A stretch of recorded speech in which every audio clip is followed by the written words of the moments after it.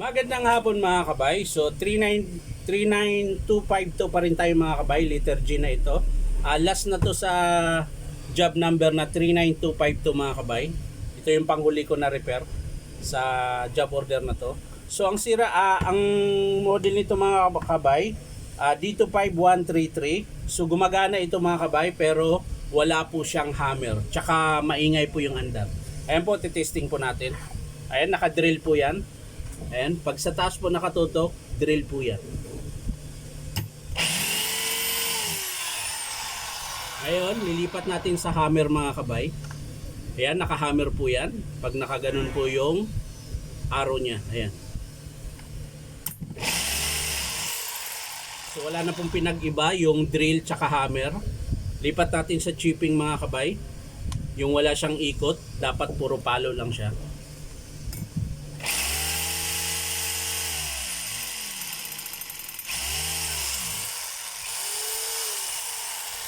So wala na po siya talagang chipping mga kabay tsaka maingay.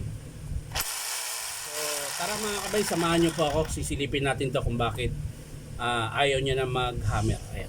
So tara mga kabay, samahan nyo ako. So ayan mga kabay, nabuksan ko na po yung screw.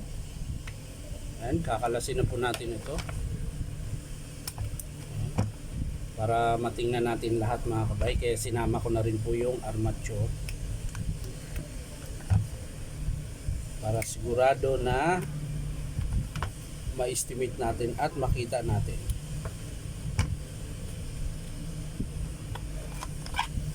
So yan mga kabay, ayan. So sumasayad po siya mga kabay, ayan. Pansinin nyo po, makintab po yung armature, ayan, yung bakal.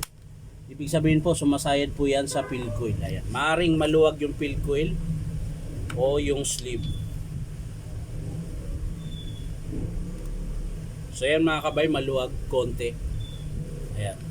At syempre baka po sira din yung bearing sa harap. Kaya po siya sumasayad. So okay naman po. Ayan. Ayun. Doon lang po yun sa field coil. Sasapinan lang po yan mga kabay kapag in-approve ng customer. So sasapinan lang yun siya para hindi na po siya sasayad. So wala pong problema dito, okay lang po siya. Dito po tayo sa kanyang gear case. Ayan. Sa pagkalas nito mga kabay, yan, tapat nyo lang sa drill. Tapos pipihitin nyo po papunta doon. Ayan. Nakatapat po yan sa drill. Tingnan nyo po yung arrow. Patayo. Ayan. So pipihitin lang natin ng pakaliwa. Ayan. Tama ba? Pakaliwa kasi nakaharap ako eh. Yan. Tapos, yan na. Kakalasin nyo na po ng kamay lang ang gamit. So yan, okay pa po yung selector niya. Yan, mga haba pa. Kasi bakal po yan, kaya matibay po. Yung dati kasi plastic yung dulo. So ngayon, ginawa na bakal. Kasi laging napupudpud eh.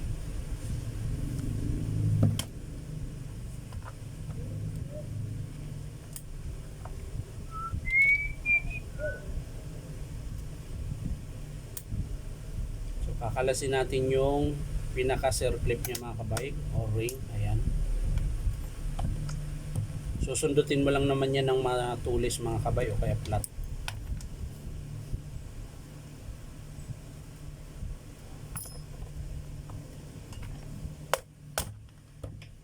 Yun.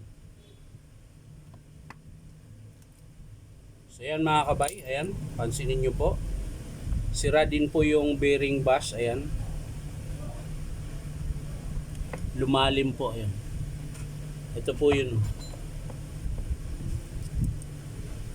Ito. Yan, ito po. Yung paikot na yan, sira po yan. Ayan.